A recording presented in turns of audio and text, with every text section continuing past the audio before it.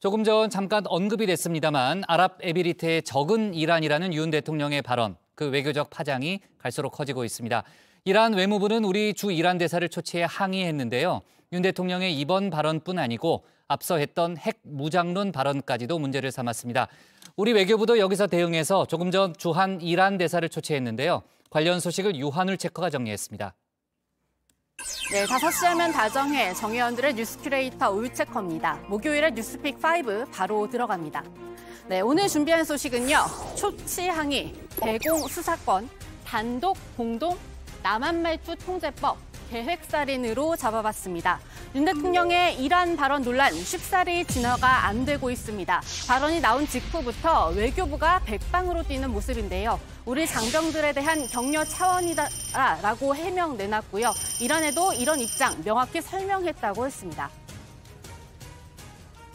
우리 정부는 서울과 테헤란 양측의 외교 채널을 통해서 이란 측에 우리 입장을 명확하게 설명했습니다. 이란도 우리의 발언의 취지를 잘 알고 있을 것으로 생각하고 있습니다. 네, 이란은 정말 잘 알고 있을까요? 이란 국영통신에 따르면 아닌 것 같습니다. 이란 외교부는 윤강현 주 이란 대사를 초치, 즉 불러들여서 강력하게 항의했습니다. 그 자리에서 나온 레자 나자피 차관의 발언을 하나씩 살펴보면요. 이란은 걸프 지역 대다수 국가와 우호적 관계를 유지하고 있다. 다시 말해 윤 대통령의 발언 틀렸다고 지적했습니다. 그러면서 한국 대통령 발언은 이 우호적 관계를 방해하고 지역 평화와 안정을 해치는 거라면서 우리 정부의 설명, 더 나아가서 입장을 정정해 줄 걸 촉구했다고 하는데요. 그런데 아는데 모르는 척하고 있는 건 아닐까 생각이 드는 대목도 있습니다. 나자피 차관이 바로 이 문제까지 언급하면서 유효한 조치가 없으면 양국 관계 재검토하겠다고 한 겁니다. 현재 미국의 제재로 이란산 석유 수출 대금 70억 달러가 국내 은행에 묶여 있습니다. 자리프 장관은 양국 관계의 우선순위는 한국에 동결된 금융자산에 이란이 접근하게 하는 것이라고 말했습니다. 이 문제가 두 나라의 관계 발전에 가장 큰 걸림돌이라고도 했습니다.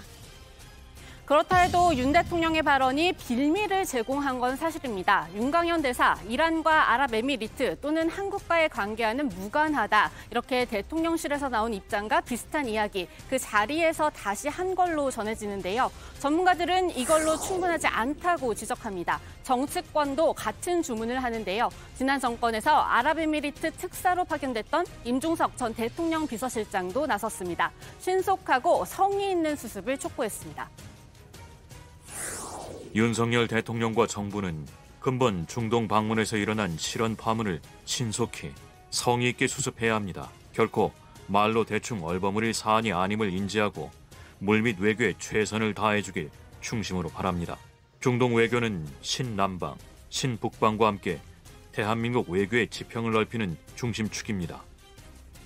네, 임 전 실장은 국회에도 이번 문제를 정쟁으로 확대하지 않기를 바란다 이렇게 주문했는데요. 민주당에선 윤 대통령의 발언 말폭탄이라면서 말폭탄 거친 발언들이 나오고 있죠. 그래도 여야 의원이 모두 참여하는 한이란 의원 친선협회 차원의 입장문이 나왔습니다.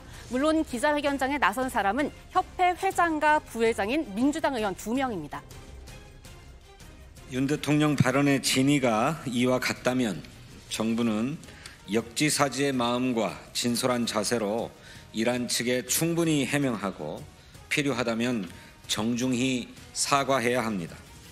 그래야 오해를 풀 수 있고 덧난 마음을 아물게 할 수 있습니다. 한-이란 관계의 회복과 지속적인 발전을 위해 정부가 최선의 노력을 다할 것을 요구하고 국회 차원에서도 양국 의원 간 교류 확대 및 정책 지원 등 적극적인 의원 외교에 나설 것을 다짐합니다. 윤 대통령의 이번 발언을 두고 비판이 나오는 지점은 하나 더 있습니다. 박주현 전 국정원장의 표현을 빌리면 공부를 안 했다는 건데요. 박 전 원장의 말을 뒷받침하는 저희 JTBC의 보도도 있었습니다.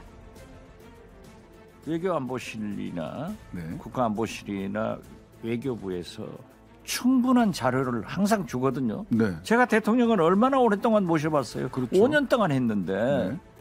그런데 그걸 윤석열 대통령이 읽어보시지 않았다. 저는 그렇게 봐요. 공부를 안 한 거야. JTBC가 취재해보니 외교부가 최근 대통령의 순방에 맞춰 아랍에미리트에 최신 정보를 올렸습니다. 그런데 여기에도 이란이 아랍에미리트의 적이라는 표현은 없었습니다. 대신 파트너, 실리적 관계 같은 표현이 눈에 띄었습니다. 외교부는 이런 내용을 순방 직전 대통령실에도 전달한 걸로 확인됐습니다. 네, 박 전 원장은 이슬람 국가는 무서운 나라라서 빨리 사과하고 대응해야 한다며 후폭풍도 우려했는데요. 제가 어제도 언급한 것처럼 재작년 호르무즈 해협 납치 사건과 비슷한 종류의 모종의 시위를 할 수 있다는 겁니다.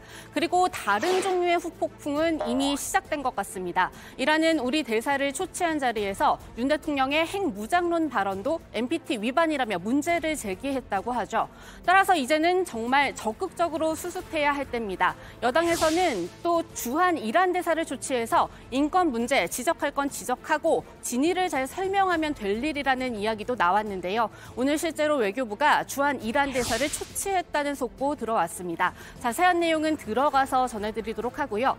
이와 함께 여당 일각에서 나오는 해명은 이란을 더 자극할 수도 있을 것 같습니다. 지금 들려드리려는 이 해명이 맞다고 해도요. 국회 외통위 현안보고 자리에서 가장 위협적인 국가라는 표현에 동의하는 것도 주저하던 이 조현동 외교부 차관의 모습을 떠올려 보면요. 문제가 해결될 것 같지는 않습니다. UAE의 적은 가장 위협적인 국가는 이란이고 우리의 적은 북한입니다. 조금 더 깊게 살펴보게 되면 UAE의 적은 이란이라고 한 것이 아니라 UAE의 적은 하고 한 테포로 좀 쉽니다. 그리고 가장 위협적인 국가는 이란이라고 얘기를 하는데 저도 대통령과 후보 시절 꽤 오랜 시간에 같이 있어서 윤석열 대통령의 화법에 대해서 같이 지켜보게 되면 이야기를 하다가 거기에 대해서 잠깐 멈칫하고 그다음에 발언에 대한 정정의 메시지라고 저는 생각을 합니다.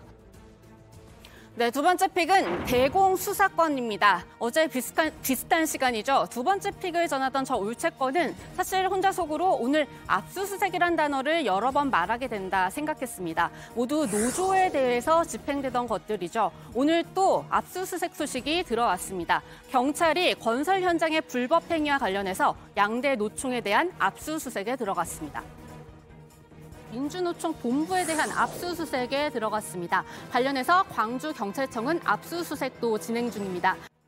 서울경찰청 강력범죄수사대는 오늘 오전 8시부터 한국노총과 민주노총 건설노조의 서울 지역 사무실 8곳과 관계자 주거지 등을 압수수색하고 있다고 밝혔습니다.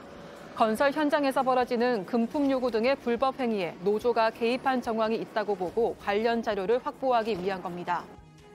네, 양대 노총 외에도 한국연합 등 다른 건설노조 6곳에 대해서도 압수수색을 하고 있는데요. 모두 서울경찰청이 지난달부터 오는 6월까지 200일 동안 이 진행하는 건설 현장의 조직적 불법행위 특별 단속에 따른 겁니다. 어제 LH는 자신이 발주한 전국 공사 현장에 대한 불법행위 전수조사 결과도 발표했죠. 지금 다보스 포럼 참석차 스위스에 가 있는 원희룡 장관은 거기서도 이 사안을 챙기면서 노조 부패 척결 메시지도 꾸준히 올리고 있습니다.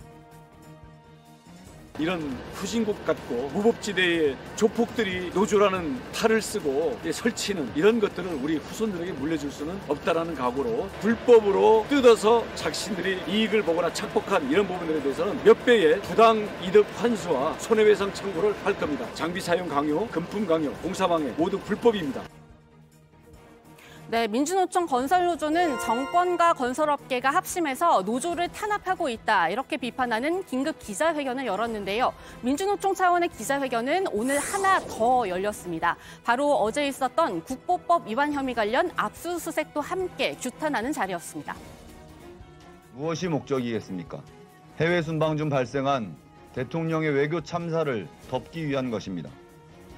내년이면 경찰로 이관되는 국정원의 대공수사권을 지키기 위한 발악입니다. 공개 변론까지 진행하며 위헌 판결을 앞두고 있는 국가보안법을 지키기 위한 만행입니다. 무능과 무책임으로 망가진 외교, 민생, 여당의 자중질환을 덮기 위한 것입니다. 네, 지금 나온 이야기 중에 대공수사권 이 부분을 짚고 지나가지 않을 수 없습니다. 대공수사권, 문재인 정권이 국정원 개혁 일환으로 추진한 건데요. 예정대로라면 내년 1월 국정원은 경찰에 이관해야 합니다. 그런데 최근 국민의힘에선 경찰로 이관하는 걸 철회해야 한다는 주장이 나오기 시작했는데요. 이 주장과 함께 수면 위로 떠오른 간첩단 사건 수사, 그리고 거기에 대한 노조 대상 압수수색, 모두 의도된 작업이라는 의심이 나오고 있습니다. 정진석 비대위원장은 오늘 같은 주장 다시 한번 반복했습니다. 문재인 정권이 국정원 개혁이란 구실 아래 국정원의 대공수사권을 폐지했습니다. 국정원의 대공수사 역량은 바닥으로 추락했습니다. 경찰은 숙련된 간첩수사 경험도 해외 방첩망도 모자란 것이 사실입니다. 수십 년간 축적된 간첩수사 노하우를 가진 국정원의 손발이 묶이면 가장 좋아하는 사람은 누구일까요? 이런 일련의 움직임에 대해선 매우 적나라한 비판도 나옵니다. 철진한 레퍼토리의 단순 반복이다. 아니 뭐 수국골통짓을 하더라도 좀 약간 업그레이드 돼야지 좀 참신한 맛이 있는데 옛날 하던 짓 그대로 하는 거 아니겠습니까? 예. 그래서 저는 이게 보면은 이제 좀 보이잖아요. 일단은 아마도 이제 국정원에서 이번에 이제 복귀한 사람들 있지 않습니까? 예. 그래서 그 사람들이 아마 이제 그림을 좀 그린 것 같고.